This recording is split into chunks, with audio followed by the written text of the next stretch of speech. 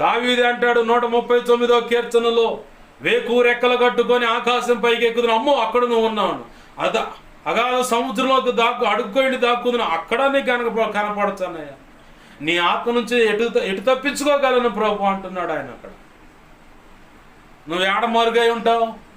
మరుగై అంటే దాక్కోవటం. నువ్వు చేసే ప్రతి పని ఎక్కడ దాగి ఉంటుంది? నువ్వు వేసే అడుగులు ఎక్కడ దాగి ఉంటాయి?